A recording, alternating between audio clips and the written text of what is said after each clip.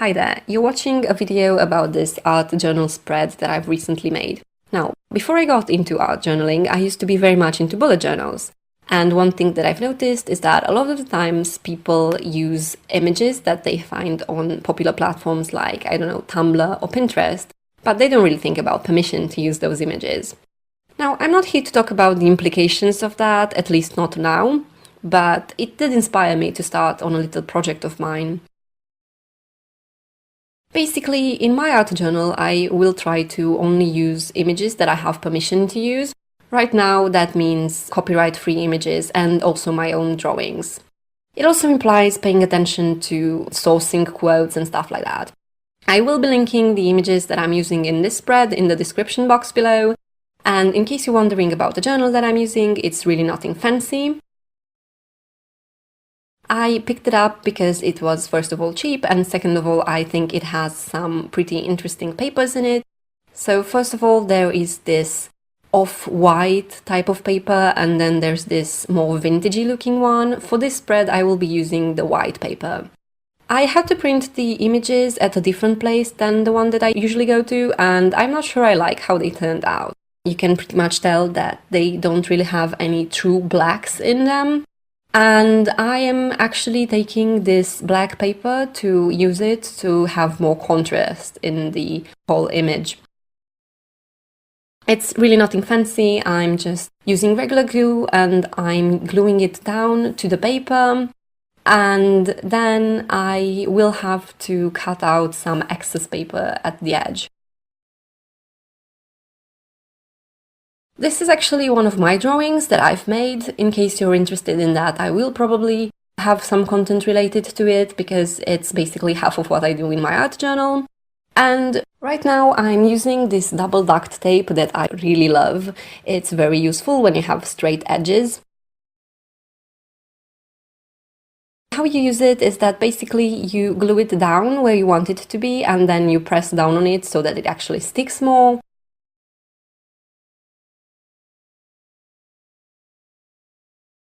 If you have any excess tape, then you should probably cut it off because then you will also have excess glue and it's very, very sticky, so you don't really want that.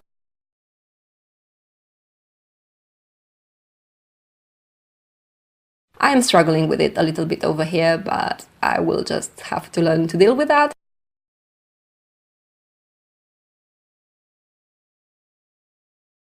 And then what you have to do is to basically peel off the paper that is left on the tape, and then you have this really sticky glue, and it's very easy to apply as long as you pay attention, because most of the times once you place it you cannot really peel it off to change the position of the paper that you've just glued. It's not that big of a deal, I'm just placing it on the paper, and then I also have that second image that I want to tie in with this one. Again, I have to cut out some excess paper, I do that a lot of the times. As I was saying, I have that other image. I didn't want to have a very clean edge, so I'm just trying to rip it right now. And I personally don't recommend the double duct tape thing if you have ripped edges, because again, it just sort of straightens them out when you need to cut the paper and the tape. So I'm trying to find a position for this, and then I am using double duct tape on the straight edges. And then you will see me using my regular glue on the side that I've just ripped. I think that the duct tape definitely sticks better than regular glue, but you know, sometimes glue is just so much easier to use, you know.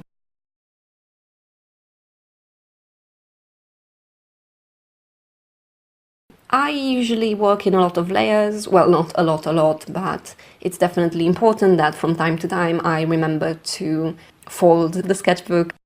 And I have to cut excess paper a lot of the times, and I'm always struggling when they reach the inside of the sketchbook. I never could get the hang of that. And you will see me, I'm really struggling at this point, and I will end up basically ripping off that little bit because I just didn't know what else to do.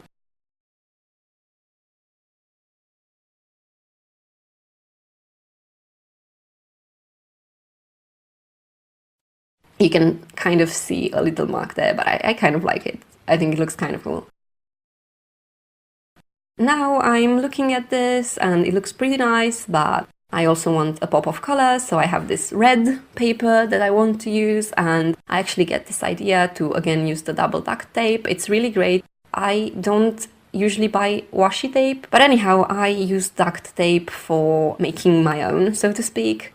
And basically, the reason why I want this is because I want that extra pop of color. And also, if you look at where the 3 pieces of paper meet, there's a little bit of white space left there, and at this point I've noticed it and it really pisses me off, so right now I'm just covering it up. You know, a lot of the times these journals look so perfect, and I can promise you they're really not.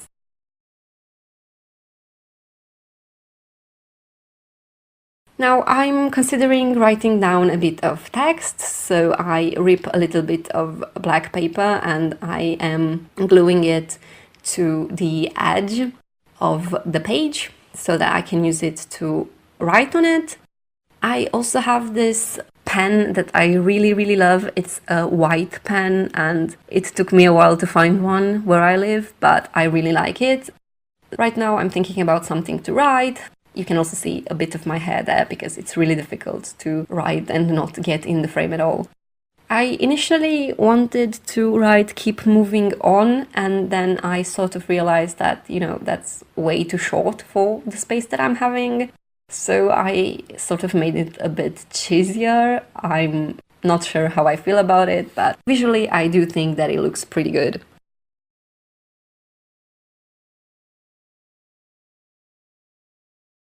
And here you have my completed page. At this point you probably know the drill. Like if you liked this video, if you have anything that you would like to talk about, hit the comments below. If you want to see more of this kind of stuff, then definitely hit subscribe and also the notifications bell. Thank you so much for watching this video. Have a nice day and see you next time.